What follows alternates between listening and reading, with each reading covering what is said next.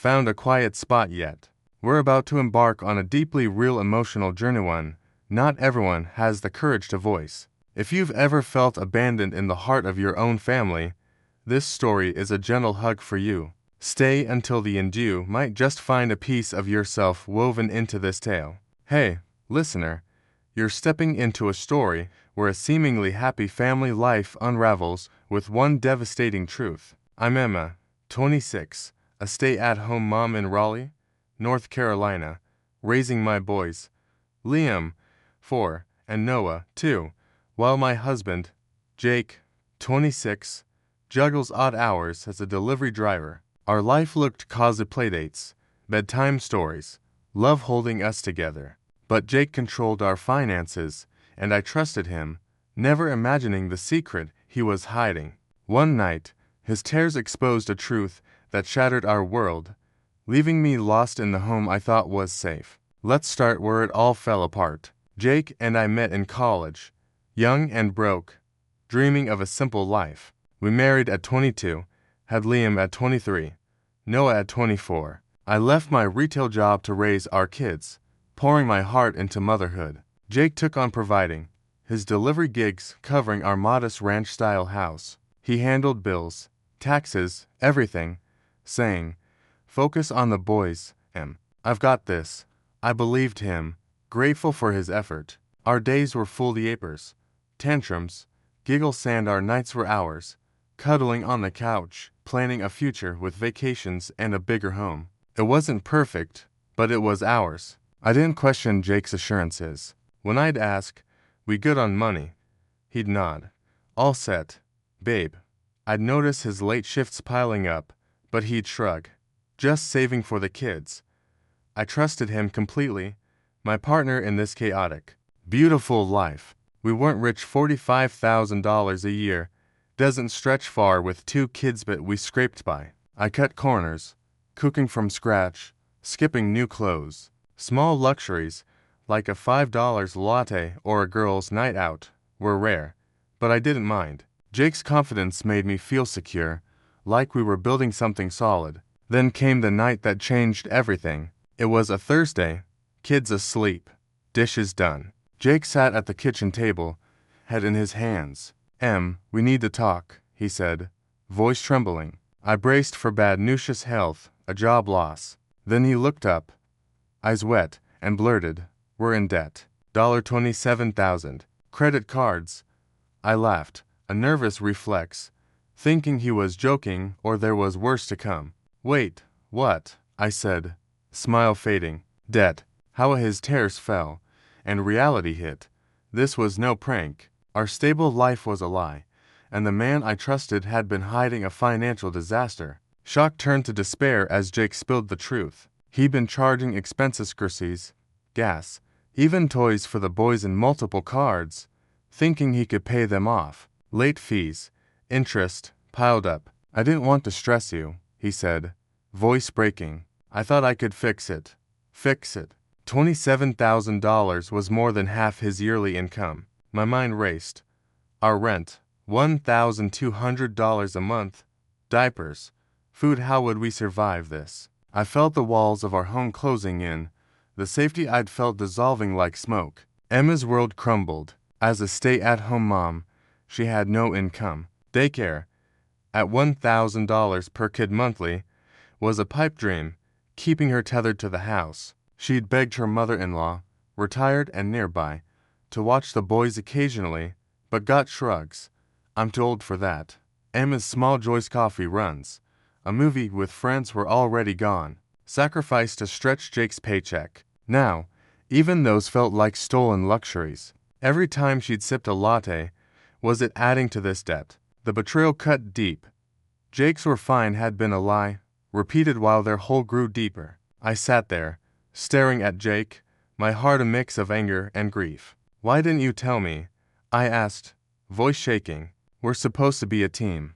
He wiped his eyes, mumbling, "I didn't want you to worry."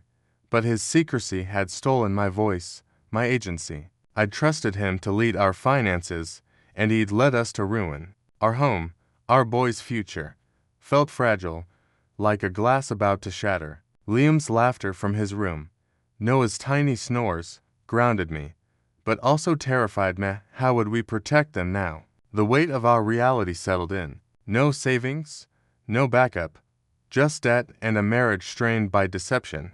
I wasn't just a mom anymore. I was a woman betrayed, trapped in a life I thought I knew. Jake's tears couldn't undo the lie, and my love for him couldn't erase the fear of what came next. Listener, Emma's world just cracked open, and Jake's secret debt is only the start. Can their marriage survive this betrayal? Or is trust broken? Stay with Metha's stories about to dig into the cost of love built on lies. Emma's world was unraveling after Jake's confession. At 26, a stay-at-home mom in Raleigh, North Carolina, she'd built her life around her sons, Liam, 4, and Noah, 2, trusting Jake, 26, to handle their finances as a delivery driver. His tearful admission of $27,000 in credit card debt shattered that trust, exposing months of lies behind his were fine assurances. Their cozy home, once a haven, now felt like a trap, with Emma's role as wife and mother tainted by betrayal. As the weight of their reality sank in, her love for Jake battled a growing sense of isolation and doubt, pushing her to question everything. Emma loved Jack's goofy grin, the way he'd wrestle with Liam or rock Noah to sleep.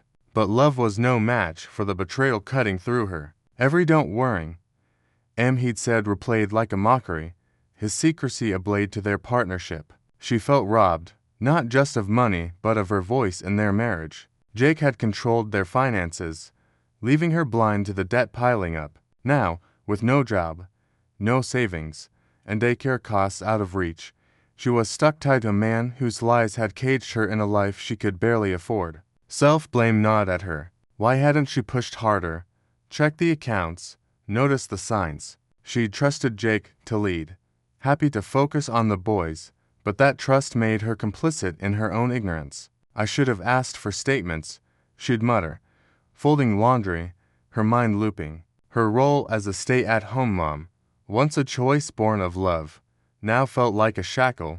Without income, she couldn't leave, couldn't even take the kids to a park without calculating gas money. The debt wasn't just Jake's, it was her prison, too. The emotional toll hit hardest with the kids. Liam had been buzzing about a camping trip they'd promised, a cheap weekend under the stars. But with every dollar now earmarked for debt, Emma had to break the news.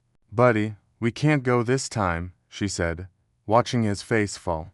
"Why not, Mommy?"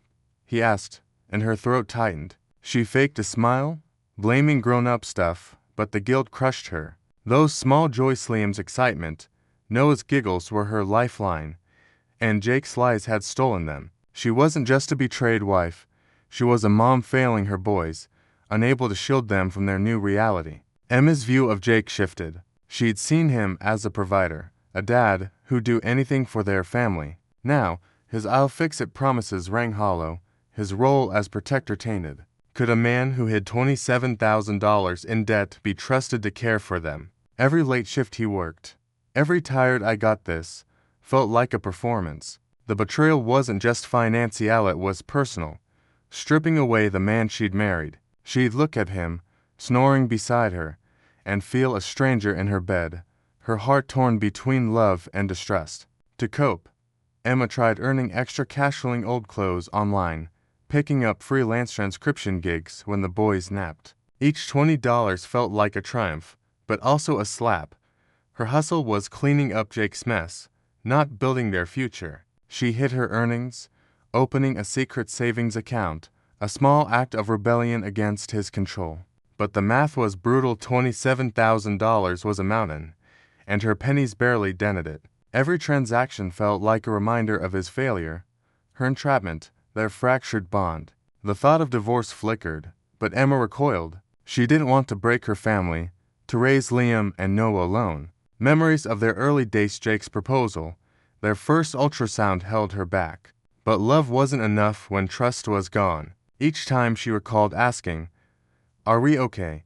and his breezy lies, the wound reopened. Worse, she felt complicit in his silence, her acceptance of his "don't worry" enabling the debt. She wasn't just a victim, She'd been a silent partner in their downfall, blind to the truth. Emma's isolation grew. Her mother-in-law, who could have helped with the kids, stayed distant, offering only vague sympathy. Friends were too busy with their own lives, and Emma couldn't afford coffee dates to vent. She was alone, trapped in a home that mocked her with its unpaid bills. Jake tried to reconnect things. Apologies, but his touch felt foreign, his words empty. She wanted to scream, to demand why he'd lied, but fear of his shame, of breaking him further, kept her quiet. Her silence wasn't peace, it was survival, a shield against a marriage she no longer recognized. Listener, Emma's heart is breaking under the weight of Jake's lies and her own trapped reality.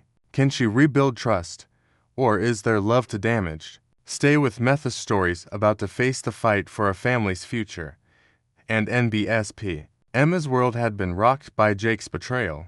At 26, a stay-at-home mom in Raleigh, North Carolina, she trusted her husband, Jake, also 26, to manage their finances while she raised their sons, Liam, 4, and Noah, 2. His confession of $27,000 in hidden credit card debt, built on lies of "we're fine," shattered her trust, leaving her trapped in a marriage with no income and a fractured sense of home. Her love for Jake warred with resentment, her isolation deepened by their dire situation. Yet, in the ashes of their crisis, Emma began carving a path forward, seeking hope while confronting hard truths about their future. The days after Jake's confession were a fog of grief and determination. Emma's hurt lingered. Every glance at Jake stirred memories of his lease, but she couldn't afford to stay paralyzed. With no job and daycare costs out of reach, she leaned into small hustles. She listed baby clothes on eBay, netting $50 here, $30 there. She signed up for freelance transcription, typing during nap times, earning $100 a week. She even tried selling handmade bookmarks on Etsy, inspired by Liam's love for stories. Each dollar was a spark of agency, a rebellion against the helplessness Jake's secrecy had forced on her. Jake, to his credit, started to shift. Stung by Emma's quiet resolve, he opened up their finances, sharing login details for their accounts. "No more secrets," he said, his eyes weary but earnest. Emma logged in, heart pounding, and saw the grim reality: maxed out cards, overdue notices. But seeing it felt like reclaiming ground. She wasn't in the dark anymore. They sat together, creating a budget on a shared spreadsheet, tracking every expense: $200 for groceries, $50 for gas, $300 toward debt. It was humbling, restrictive, but also a step toward partnership, something Emma hadn't felt in months. The process wasn't smooth. Emma's anger flared when Jake suggested cutting her $10 weekly coffee, a rare treat. "You racked up $27,000, and I can't have a latte," she snapped. He backed off, apologizing, but the tension underscored their fragile trust. Still, they kept at it, canceling subscriptions, meal prepping to save, Jake picking up extra shifts. Emma saw his effort, his shame, and it softened her, though not enough to erase the wound. "I'm trying, Em," he'd say, and she'd nod, wanting to believe him, but knowing trust would be a long road. Emma's heart wrestled with her choices. Divorce loomed as an option, but it terrified her, splitting the boys' time, facing life as a single mom with no income. She still loved Jake, or at least the man he'd been, the dad who built pillow forts, the partner who'd once made her feel safe. Leaving meant breaking their family, a loss she couldn't bear for Liam and Noah, but staying meant choosing to love someone who'd betrayed her, a daily act of will over emotion. She read online about couples surviving debt, learning that love could be a decision, not just a feeling. Could she choose Jake, knowing his flaws, and still protect herself? She set boundaries, a new skill. "We're a team now," she told Jake, voice firm. "No more solo decisions. Every dollar, every plan we discuss," he agreed, and she held him to it, checking the spreadsheet, asking about his shifts. She kept her small earnings separate, a $200 nest egg in her own account, not out of spite, but self-preservation. If Jake faltered, she wouldn't be blindsided again. The boys grounded Hurlium's hugs, Noah's babble reminding her why she fought, not just for love, but for their future. Hope flickered, but doubts lingered. Could they climb out of $27,000? Would Jake's openness last, or was it fear-driven? Emma hadn't forgiven him, his lies still stung, a scar on their marriage. But she chose to stay, not out of weakness, but because she saw a chance, however slim, to rebuild. Love, she realized, wasn't blind faith.